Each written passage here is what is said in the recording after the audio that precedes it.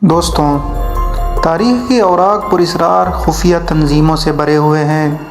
کبھی ایلومیناٹی کا ذکر ملتا ہے، کبھی فری میسنز کا اور کبھی اسکل اینڈ بونز کا۔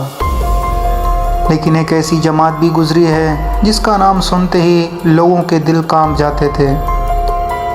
وہ جماعت تھی حشاشین۔ یہ صرف ایک خفیہ تنظیم نہیں تھی، بلکہ ایک ایسا گروہ تھا جس نے پورے مشرق وسطیٰ کو اپنی کارروائیوں سے ہلا کر رکھ دیا تھا۔ ان کا ذکر سن کر بادشاہ بھی خوفزدہ ہو جاتے اور جرنیل بھی رات کو چین کی نیند نہیں سو پاتے۔ یہ سب کہانیاں شروع ہوتی ہیں 11ویں صدی عیسوی میں۔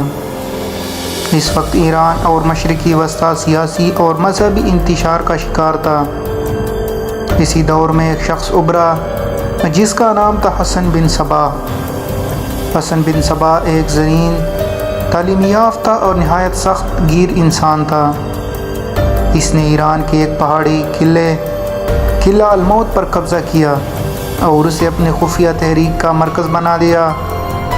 یہیں سے حشاشین نامی گروہ کی بنیاد رکھی گئی۔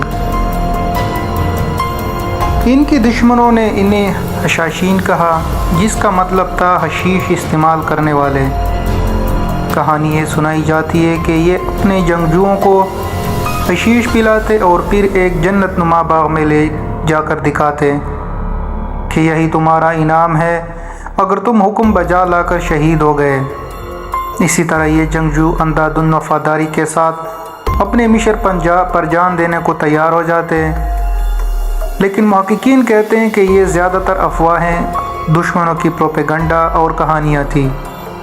اصل میں یہ لوگ اپنے نظریے اور حسن بن صبا کی شخصیت سے متاثر ہو کر لڑتے تھے۔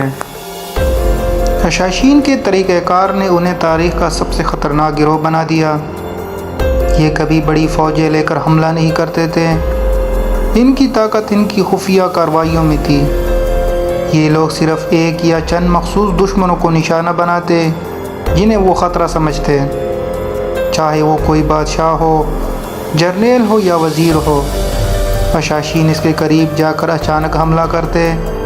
اکثر وہ دشمن کے محل یا فوجی کیمپ کے اندر بھی گھس جاتے اور ہجوم کے سامنے اپنے ہدف کو قتل کر کے خوف پھیلا دیتے تھے۔ ایران میں ان کا سب سے بڑا قلعہ تھا قلعہ الموت، جو ایک پہاڑ کی چوٹی پر بنایا گیا تھا۔ یہ قلعہ اتنا مضبوط تھا کہ صدیوں تک کوئی فوج اس پر قابض نہ ہو سکی۔ شام میں بھی ان کے کئی قلعے تھے، جیسے مسیاف، جہاں سے یہ پورے علاقے پر نظر رکھتے تھے۔ ان قلعوں کے ذریعے حشاشین ایک ایسی سلطنت قائم کرنے میں کامیاب ہوئے جسے دنیا خوف کی سلطنت کہنے لگی۔ جب صلیبی جنگیں شروع ہوئی تو حشاشین نے کبھی صلیبی فوجوں سے تعلقات بنائے اور کبھی ان کے دشمنوں سے۔ یہ لوگ اصل میں اپنی بقا چاہتے تھے، اس لیے وہ جس سے مفاد بنتا اس کے ساتھ ہو جاتے۔ تاریخ بتاتی ہے کہ کئی مشہور صلیبی رہنما اور جرنیل حشاشین کے ہاتھوں مارے گئے۔